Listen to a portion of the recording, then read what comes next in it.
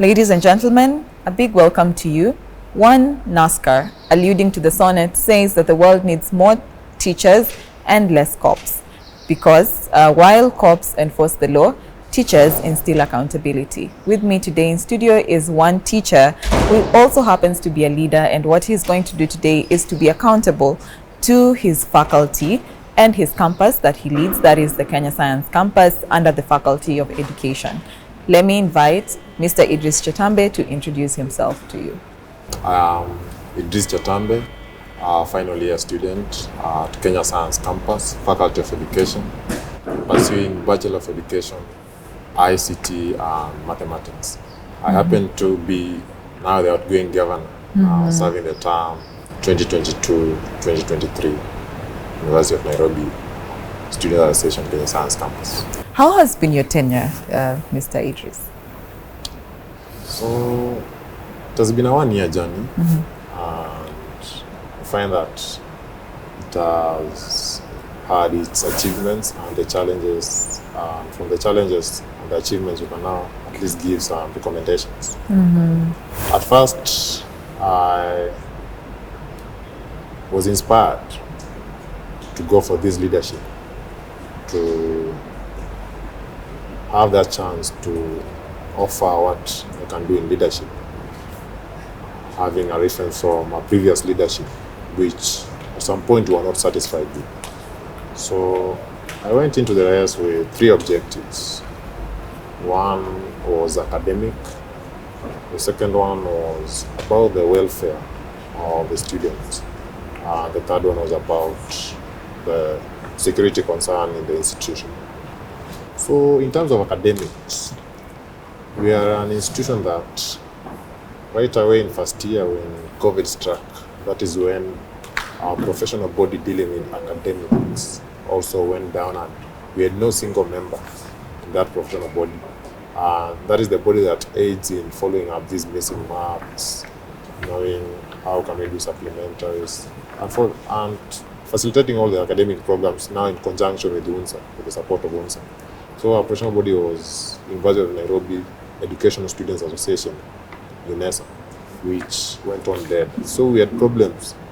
We don't even know who to consult. Our first years are in, they don't have a class rep. Second years don't have a class rep. So it likes everyone is following marks for himself. Yet we had an UNSA leadership that has nothing to say about that. We even forced ourselves at some point to go to the registrar's office and also consult the associate team on what it is that is happening, because at some point we need representation. We can not every student can now be following for marks for himself. It will cause maybe commotion and congestion in the offices. We need some representatives so that we can channel our issues. So I went in mind with that objective. So we tried to push for it, and we found that even the constitution was not available. So we kept on pushing, and last in Kikuyu, because the same faculty and we have a professional body with the same principles. So we obtained the constitution, and finally, months down the line, we hold an election, and at least it brought some change in terms of how the academic programs are being run and how the communications are being passed. That is just being in brief. So the second part about students' welfare, we find we are an institution that we had challenges with water. Yet we had tanks in school, which at some point in first year they were brought by Anne Mvuria, the by then UNSA president. So we find these tanks were empty. We could only receive water from main campus. But through now the coordination with the council, that is why I can say at least Melvin has done something in terms of matters, the physical aspect of the school. Piping was done. Water can now flow into hostels, not all the hostels. Some showers have been fitted. At least students can now, they don't now carry water from outside with the buckets to go to the hostels to get a shower. At least there is some efficient flow of water in the institution. Those are beautiful successes you record, but would you have a best part of your period in leadership? What stands out the most? Linking now these students to the corporate world, especially in the teacher's profession, because I think one of the most things I've done is now we established through our lecturers of educational foundation, we now establish a link where the students are now able to interact with students from the University of Linköping, that is in Sweden, and share the experiences at that point. That is Faculty of Education Science, University of Linköping. You've mentioned the key things you wanted to achieve during your time. Might there be things that you promised while vying and for one reason or the other were not able to deliver? I've done more than I promised. So I can say the challenges is all about maybe the full implementation. You find that you have a process that maybe ran halfway, because even the thing like maybe the renovation of the hostels is something that I was very passionate about, but you find not all of them have been renovated. But I appeal to the next government also to push for that, so that you can have at least an improvement in the efficiency. All right. Talking of the next government, are there things you'd want to see carried on other than, of course, the renovation? And what tips would you give the government that would be taking up after you? Listen to what are these students saying.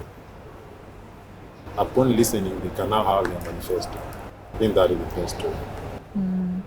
All right. That's quite profound. Are there things that you wish you knew before you vied that you know now? Before you are elected, you'll always have maybe too much intensity of how you do something. But when you now ascend to power, you now also have to know what are the rules and the regulations of the school, so that you don't go overboard. So I think at some point, what we expected we could do is not what we found that should happen. Because you find, yes, this one, you should address it through this channel. Because maybe you were thinking, maybe once you're a student leader, you can just tell the VC this is not happening. But you find that we have those structures. First deal with the maybe registrar, coordinator, dean. If it's sorted there, it is done. So even at some point, you find these issues don't escalate. They're just sorted at faculty level. And you find some issues are also to be sorted out. They're also a challenge maybe to the administration. So you're given, maybe you're told maybe to wait. This will be done. We as a student body are coming from a place where we sort of have a reputation of being chaotic, and when things do not go the way we want them to go, we hit the streets and things like that. And we have seen that change with your leadership. Do you think that's a good move, or would it be what many people are terming a weakness in leadership? But myself, I believe if diplomacy fails, try diplomacy again. I live by that principle. I don't like being chaotic, forcing things, pushing things. Because you find also, at some point, as much as we are in leadership, academics will come first.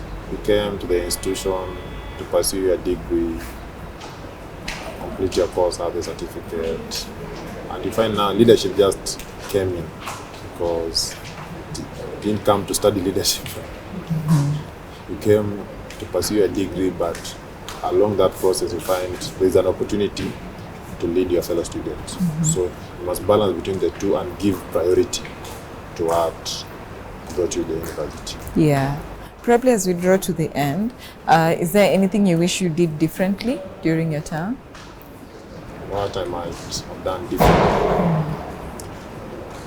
I've been one person who was, before anything, because I have team members, as much as I'm the chair of the team, I've been widely consulting the team members and the maybe influential students, because at some point they have some say in what should happen, and at some point they've also made some networking and they have visited maybe places and they can show you something different. So at least consultation has been key.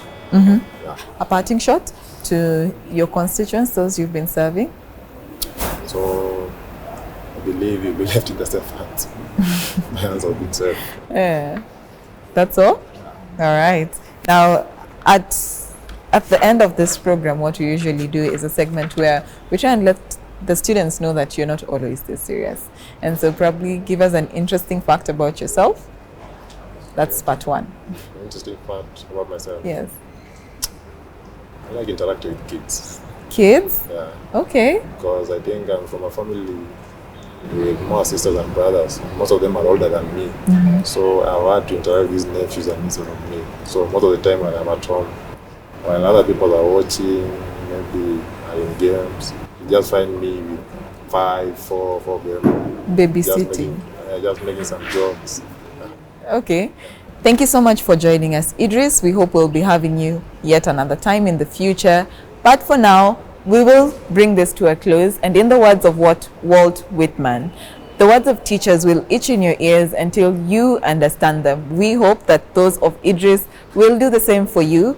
That has been all from us here at the Leadership Lens. Until next time, I have been your host, Emma Jaber.